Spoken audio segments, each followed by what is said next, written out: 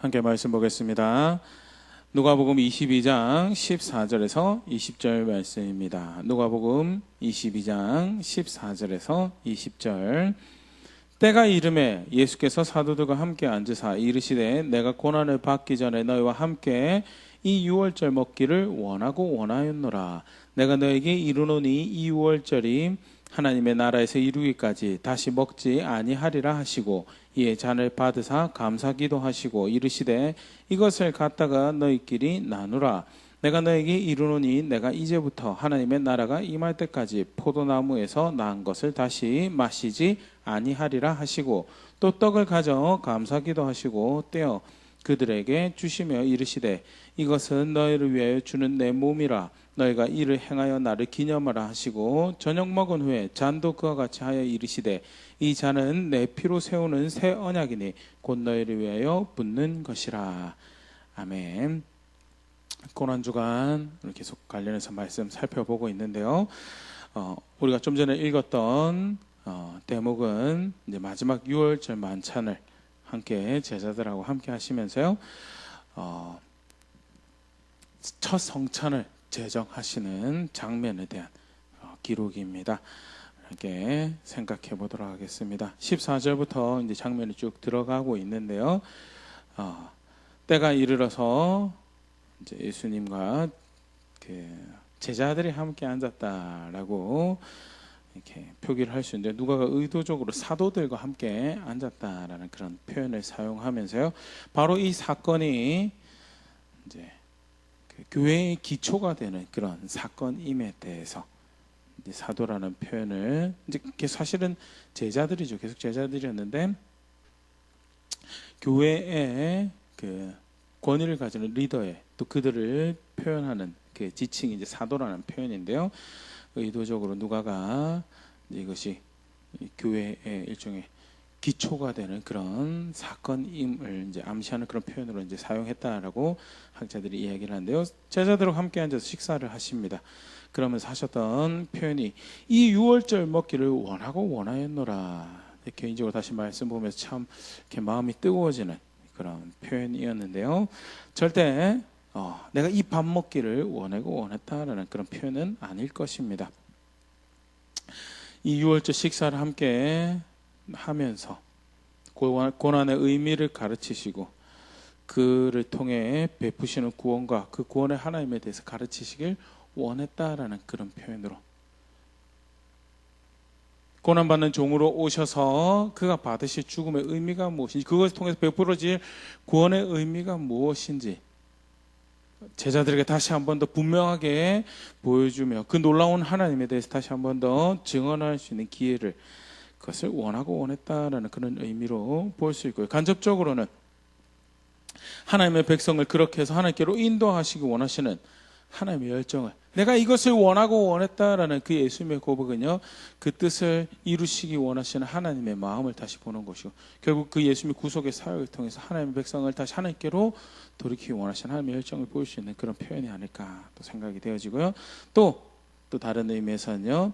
아버지 하나님 뜻을 이루시기 원하시는 사실 이 식사가 의미하는 바는 이 식사로 보여진 첫 성찬에 의미하는 것은 결국 자신의 죽음을 십자가를 지시는 그 사건을 직접적인 사건을 사실을 의미하는 것이 그것을 원하고 원했다라고 표현하는 것은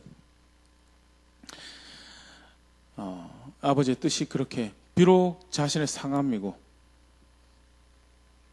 그리고 자신의 고난이고 자신의 어려움이지만 그것을 원하고 원했다라고 이야기하시는 예수님의 열정을 아버지 하나님 뜻을 이루시기 원하시는 그 열정을 보시는 그런 대목인데요. 예수님께서 그렇게 이야기하셔서 함께 식사를 하십니다. 그러면서 또 다시 한번 또 다르게 하시는 표현 중에 하나가 다시 이 유월절 식사를 먹지 않을 것이다 라는 그런 표현을 16절에 하시는데요. 모세의 법 아래서 하나님의 구원을 기념하는 그 시간은 오늘이 마지막일 것이다. 그 출애굽 사건을 기념하는 것이 마지막일 거다라는 그런 의미보다는요. 그렇게 구원하시는 역사를 왜냐하면 이 다음에는 이제 다른 구원을 기억하고 감사할 것이기 때문에 기뻐할 다른 구원이 이제 주어질 것임에 대해서 암시하는 그런 표현이기도 하고요. 나아가서 이후에 하나님 나라에서 그 구원의 만찬을 예수님과 함께 대할 때까지 예수님과 더 이상 다른 그 만찬을 이제 대할 그런 일이 없죠. 그러면서 그와 더불어 그 구원을 함께 기뻐할 하나님 나라가 곧 올 것에 대해서 암시하는 그런 표현으로 이렇게 볼 수 있습니다. 굉장히 사실은 이제 그냥 유월절 식사를 대하시는 게 아님에 대해서 이제 쭉 볼 수 있는 정황을 이렇게 소개가 되어지고 있죠. 그러면서 예수님께서 그 유월절 식사를 하시면서 잔과 떡을 떼시며 성찬을 제정하십니다.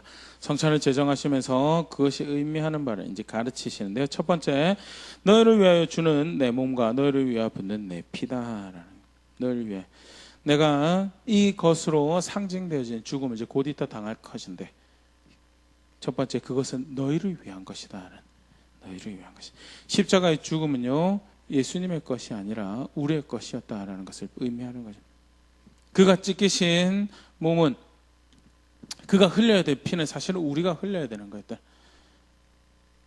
다르게 표현하면요, 그렇게 우리는 구원이 필요한 존재였다는. 예수님은 자신의 죽음을 당하신 것이고 우리의 죽음을 당하신 것이고, 그리고 우리는 사실 그렇게 죽어야 할 구원의 필요가 있는 존재였다는 것을 다시 상기하는, 너희를 위해 주는 내 몸이고 너희를 위해 붓는 내 피다라는,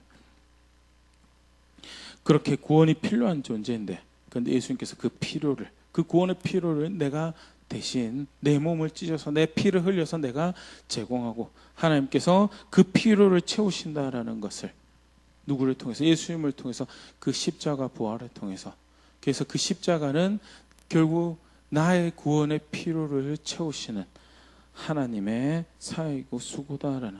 심지어 사실 이제 오늘 읽지는 않았지만 그 뒤에 보면 예수님의 팔자가 그 상에 함께하고 있는 거예요. 배신할 가룟 유다에게도,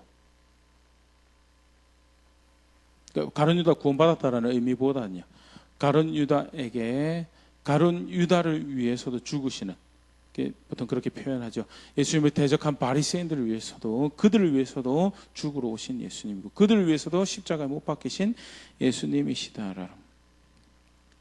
모두에게 구원을 주시 그 필요를 채우시기 위해서 하나님이 그들을 위하여 하나님의 아들을 보내셔서 죽게 하신 죽음이었고, 그가 대신 지신 우리의 죽음이었고, 우리는 그렇게 죽어야 할 존재이었음에 대해서 다시 한 번 더 분명히 상기하는 그런 가르침이고, 그리고 하나님이 그렇게 대신 죽으시는 죽으심을 허락하셔서 구원을 베푸셨다라는 것을 보여주시죠. 두 번째로 성찬을 제정하면서 가르치신 것은요, 내 피로 세우는 새 언약이었다는. 십자가가 내가 너희를 위해서 주는, 내가 너희를 살게 하기 위해서 주는 내 죽음이다라는 것을, 너희의 죽음이어야지만 내가 너희를 위하여 죽는 죽음이다라는 것을 의미하는 거라면, 두 번째 그 십자가가 그를 통한 구원이 단순히 내가 구원받았으며 우리가 구원받았습니다라는 것에서 끝나는 것이 아니라 언약을 세우는, 새로운 언약을 세우는 그런 구원인 것에 대해서, 이 자는 내 피로 세우는 새 언약이다. 예수님을 통한 구원은 단순한 구원이 아니라 서로에게 책임 있는 새로운 관계를 새로 맺는 것이다. 예수께서 저를 자유롭게 하셨습니다. 감사합니다. 사랑합니다. 하하하하 호호. 저는 이제 새로운 삶을 살 수 있습니다. 그게 아니죠. 반은 맞습니다. 그런데 하하호호 누구랑 함께? 하나님과 함께 책임감 있는 관계, 그게 언약이라는, 서로가 약속을 가지고 있는 존재가 되었다는 새 언약을 소개하신 대목을 다시 한번 보면요, 예레미야 31장 32절 34절 말씀인데요, 32절 보면 이 언약은 내가 그들의 조상들의 손을 잡고 애굽 땅에서 인도하여 내던 날에 맺은 것과 같지 아니할 것은 내가 그들의 남편이 되었어도 그들이 내 언약을 깨뜨렸음이라 여호와의 말씀이니라. 이러면서 깨뜨려 보니 옛날 언약 같지 않다는. 그런데 여기서 언약의 성격을 우리가 사실 볼 수 있죠. 저는 이 여자의 남편입니다. 저는 이 남자의 아내입니다라는 서로에게 책임감 있는 관계를 가지는 것이, 나는 너희의 하나님이 되어서 내가 너희를 나의 특별한 백성으로 여길 것이고, 너희는 내 앞에서 특별한 나라가 될 것이며 그게 언약, 내가 그렇게 너희 하나님 될 거예요. 반대로 언약 관계에 있는 사람들은요, 언약 관계에 있는 우리들은 그래서 그만이 나의 하나님입니다. 그만이 나의 구원입니다. 그만이 나의 인도고 보호고 공급입니다라는 것을 고백할 책임이 있는, 그게 언약 관계 안에 있다라는 거죠. 무엇으로 그것을 고백하죠? 하나님 말씀에 순종하는 것으로. 예수님의 죽으심을 통해서 새롭게 맺어진 언약은 이전에 망가졌던 언약과 다른 새 언약인데, 그렇게 서로가 책임 있는 새로운 관계를 맺을 것에 대해, 그러면서 새 언약의 내용을 다시 한번 이렇게 이야기하시면 31장 33절 그러나 그날 후에 내가 이스라엘 집과 맺을 언약은 이러하니 곧 내가 나의 법을 그들의 속에 두며 그들의 마음에 기록하여 나는 그들의 하나님이 되고 그들은 내 백성이 될 것이라 여호와의 말씀이니라. 하나님이 그들 마음에 법을 두어서 그들이 하나님이 그들의 하나님이 되고 백성이 하나님의 백성이 될 것이다라는 마음의 법을 둘 것이고, 그래서 실제로 뭐예요? 그 법을 따라 살아가서 내 백성이 되는 그 일을 하게 할 것이다. 34절에 그들이 다시는 각기 이웃과 형제를 가리켜 이르기를 너는 여호와를 알라 하지 아니하리니 이는 작은 자로부터 큰 자까지 다 나를 알기 때문이라. 내가 그들의 악행을 사하고 다시는 그 죄를 기억하지 아니하리라. 여호와의 말씀에 죄를 용서하고 다시 새로운 관계 가운데 살아가며 하나님 인정하라. 서로 이야기하지 않을 것은 우리는 이제 실제 그 의미가 뭔지 알죠? 하나님의 영이 그들 가운데 그 역사를 하실 것에 대해서, 가끔 이 표현을 오해합니다. 그래서 누구도 우리에게 하나님 알라라고 하지 말아야 되는 거예요. 왜? 성령께서 이야기하시기에 반을 맞고 반은 틀리죠. 그렇기 때문에 뭐 해야 돼요? 순종해야 되죠. 성령께 순종해야 되는 책임이 있는데, 그것을 이제 마치 이제 누구도 나를 가르치지 않고도 내가 하나님을 알 수 있는 것처럼 그렇게 이해한대요. 이제 사실 오늘 이렇게 메인 이슈가 아니라서 그 부분에서는 이 정도만 하고요. 새로운 관계를 맺어서 그 법을 따르고, 그리고 하나님을 인정하는, 하나님을 그렇게 자신의 하나님을 아는, 이분이 현재는 나한테 도움이 되고 그러니까 이래 가서 구원을 요청하고 이리로 가서 구원을 요청하고, 아니죠. 서로가 언약 관계가 되었던 것, 좀 전에 얘기 들었던 것처럼 우리가 하나님이 우리를 자신의 특별한 백성으로 여기시고 자신의 특별한 소유로 여기시는, 내가 이들을 구원할 책임 있는 내가 그들의 하나님이다라고 스스로를 아는 것과 더불어서 반대로 백성들에게, 사람들에게는 이 하나님이 내가 구원을 의탁할 유일한 존재이시며 나의 유일한 소망이시며 나의 유일한 생명이시며 나의 유일한 인도고 나의 구원임, 나의 보호고 공급입니다라는 것을 고백, 이분만이 나의 유일한 의자 대상이 됩니다라는 고백할 책임이 서로에게 있다라는 것이, 그게 언약이 있다라는 거고요. 예수님 피는 그 언약을 세우는 구원의 역사였다라는 것이죠. 조금 더 새 언약의 내용을 보면요, 예레미야 32장 40절 41절을 보면 내가 그들에게 복을 주기 위해 그들을 떠나지 아니하리라. 나 하는 영원한 언약을 그들에게 세우고 나를 경외함을 그들의 마음에 두어 나를 떠나지 않게 하고 내가 기쁨으로 그들에게 복을 주되 분명히 나의 마음과 정성을 다해 그들을 이 땅에 심으리라. 하나님 백성을 하나님 나라에 심는 그 수고를 내가 지속적으로 할 것이며 나는 그들을 영원토록 떠나지 않을 것이다라는, 하나님, 나는 그들의 하나님이 되어서 그들을 나의 나라에 심어갈 것이다라는 열심을, 반대로 그들은 그 초청에 응답해야 되는, 지속적으로 우리는 하나님 경외하는 자리에 있을 것이, 하나님만을 두려워하는 경외하는 자리에 있을 것입니다라는 고백을 하는 약속이 있는, 책임감 있는 관계 자리에 있는 것이, 그게 새 언약의 모습이죠. 그렇게 새로운 언약을 맺는 그런 구원이고, 그를 위한 십자가와 부활이다라는 것이, 그게 첫 성찬을 이렇게 집행하시며 제정하시며 제자들을 가르치셨던 십자가 부활의 의미죠. 너희를 위한 죽음이고 너희를 위한 사랑이고 너희의 죽음을 대신 죽는 것이다라는 것과 더불어서, 이것은 단순히 구원, 너희를 멍에서 자유롭게 하는 것 이상의 새로운 관계를, 멍에서 자유롭게 해서 새로운 관계 안에 살아가도록 하는 초청이다. 그리고 나아가서 또 이야기하시는 것이 이것으로 나를 기억하라라는, 이것을 행함으로 나를 기억하라라는 말씀인데요.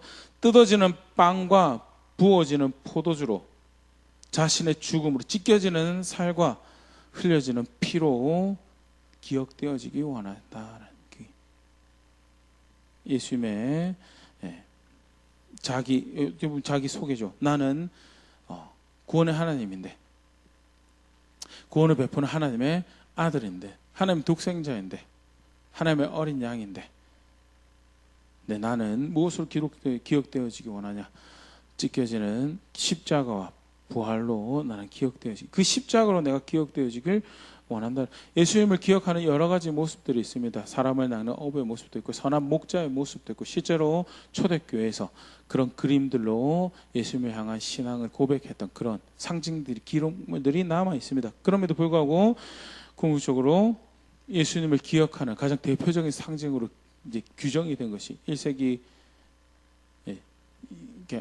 2세기 중엽 지나가면서 거의 정리가 되었다라고 학자들이 이야기를 하는데요. 그게 뭐냐면 십자가죠. 실제로 사실 그것을 명하신 분이 예수님이, 이것을 행함으로 나는 어떤 구원의 하나님인지 아느냐? 십자가 못 박혀 죽어서 너희 구원이 된 하나님이다. 너희가 죽어야 될 자를 면하게 하기 위해서 내가 그 자리를 대신하였고, 대신에 너희는 스스로를 그렇게 죽어야 할 자리로 죽음에 처해야 된 존재였음에 대해서 아는 것이 예수님을 기억하는 방법이죠.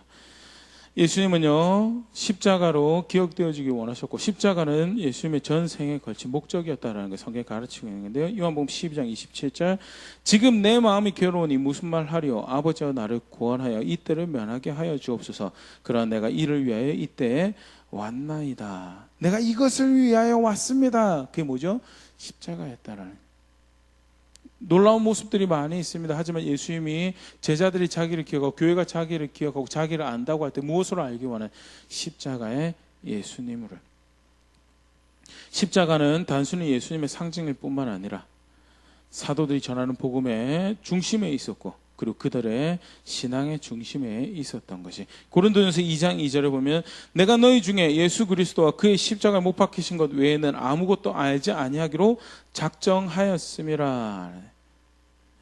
예수 그리스도와 그의 십자가에 못 박히신 것 외에는 아무것도 알지 아니하기로 작정한, 그 그리스도 십자가의 예수님이 얼마나 그들의 신앙의 복음의 한 중심에 있었는가를 보여주는 대목이고요. 갈라디아서 5장 24절, 그리스도 예수의 사람들은 육체와 함께 그 정욕과 탐심을 십자가에 못 박았느니라. 예수 믿는 사람들이 뭐 하는 사람인 줄 아느냐는 십자가에 죽은 사람들이다. 다 살아있는데요. 그의 주인이 그들의 십자가를 대신 지심으로 그 주와 연합하여 그 죽음을 함께 당한 존재로 자기의 정욕과 탐심은 이미 죽었고, 그래서 다시 살아나신 그리스도가 그들과 함께 사는 것이, 그게 신앙의 중심, 그게 복음의 중심이고요. 전해받은 복음은요, 전해받은 구원의 메시지는 십자가의 예수님이고, 전해주어야 할 복음도 무엇이 구원인 줄 아느냐? 십자가의 예수님이 그와 함께 죽는 것이, 그게 생명이고 그게 사는 것이고, 그와 함께 사는 것이 생명이다라고 전해줘야 되는 것이, 그게 우리가 받은 복음이죠. 예수를 믿는 것도 뭐죠? 그래서 예수를 믿는 것도 그와 함께 죽는 게 사는 겁니다. 그와 함께 죽는 것이 사는 겁니다. 그와 함께 나의 모든 욕심은 죽었습니다. 죽기까지 순종하는, 그렇게 해서 자신을 구별하는, 그 하나님 말씀에 자신을 기꺼이 내려서 죽기까지 순종해서, 피 흘리기까지 순종해서 자신을 구별하는 그 거룩함이 살 길이고, 피 흘리기까지 사랑하여서 섬기는 것이, 그게 우리의 신앙에 걸어갈 순전한 성교의 모습입니다라고 고백하는 것이, 그게 예수 믿는 거죠. 그게 십자가가 한 중심에 있는 제자들의 모습이고요. 예수님께서 첫 성찬으로 가르치신 것은 베푸실 구원의 모습과 더불어서 이제 우리 새로운 관계에 있는 거다. 그리스도 안에 있는 자유는 하하하호호 가는 게 아니고요, 새로운 관계 안에 있음에 대해, 책임 있는 새로운 관계에 이제 우리가 있음에 대해서 이야기하는 것이다. 마지막으로 첫 성찬을 제정하시면서 그의 죽음과 그의 부활을 앞두시고, 그것이 무슨 의미인지 이게 중심이다라는, 이게 중심입니다. 다시 한 번 더 첫 성찬을 제정하시는 장면을 생각해 보면서 나는 무엇을 믿고 있는지 한번 돌아볼 수 있으면 좋을 것 같습니다. 예수님 믿고 있습니다. 좋은 선생님이죠. 사랑하시는 분이시죠. 놀라운 분이시죠. 부를 주실 수 있는 분이시고요. 윤택한 삶을 주실 수 있는 분이시죠. 그런데 정말 우리가 성경대로 예수님 믿는다면, 예수님이 원하는 대로 우리가 예수님 믿는다면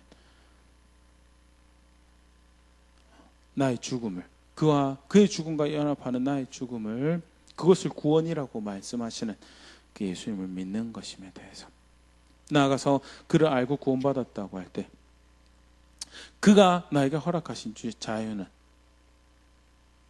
또 다른 새로운 관계, 책임이 있는 새로운 관계입니다. 아까 우리가 예레미야 말씀에도 봤지만 부부 관계를 예를 들어서 얼마나 책임이 있는 관계인지에 대해서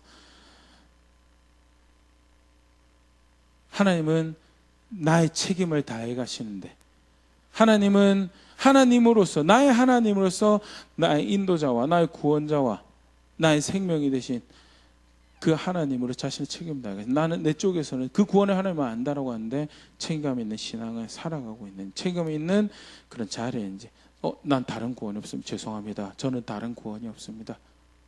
이스라엘의 하나님, 그 여호와 하나님 말고는 다른 구원이 내게는 없습니다. 다른 소망이 내게는 없습니다. 다른 만족이 내게는 없고 다른 행복이 내게는 없습니다. 그의 말씀만이 내 마음의 기쁨이 되고 내 생각을 밝힌 등불이 내 걸음걸음을 지키는 유일한 생명이 됩니다라고 얘기하는 그런 책임 있는 언약 관계 가운데 있음을 인지하고 있는지 다시 한번 더 말씀을 돌아볼 수 있으면 좋을 것 같고요. 나는 과연 그 예수님을, 그 십자가를 기억하고 있는지, 기념하고 있는지, 그렇게 주를 아는 고백들을 만들어가고 있는지 다시 돌아볼 수 있으면 좋을 것 같고요. 사랑해야 할 것을 사랑하기 위해서 그 재미를 희석시키고 그 감격을 희석시키는 것들을 내려놓고 더욱더 그를 향한 다름질을 열정적으로 감격 가운데 이어갈 수 있는 우리가 될 수 있으면 좋을 것 같습니다.